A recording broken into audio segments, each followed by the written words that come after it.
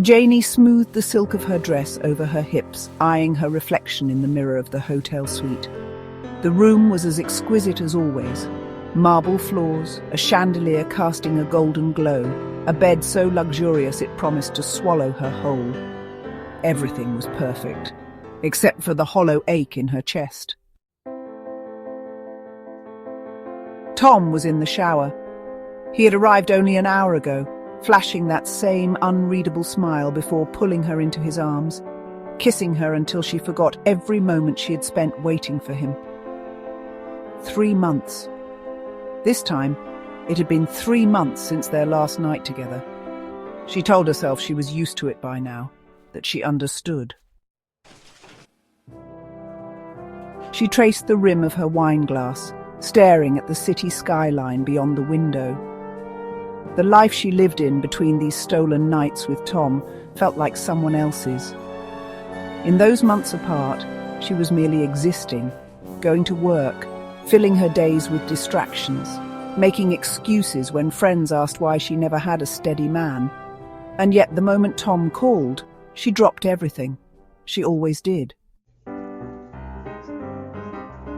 He never said he loved her, never hinted at a future beyond these secret meetings.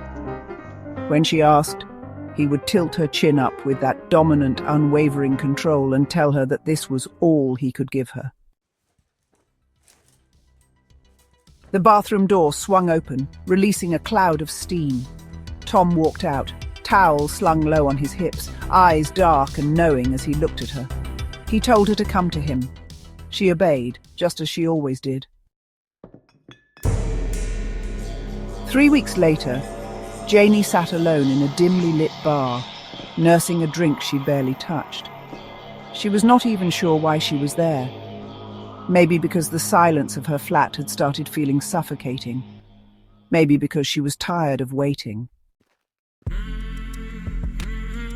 A man approached her table and asked if the seat was taken. She looked up, meeting the gaze of a man who, at first glance, reminded her of Tom. Tall, broad-shouldered, with the kind of presence that commanded a room. But where Tom carried an air of untouchable distance, this man leaned in slightly, openly interested. Over the next few months, Ethan continued to appear in her life, always effortlessly, always as if he were merely passing through. A casual coffee shop encounter, a brief meeting in a bookstore, a text that was not quite flirtation but lingered in her thoughts long after she read it. He never pushed, never demanded, just remained present. The last time she saw Tom, something was different.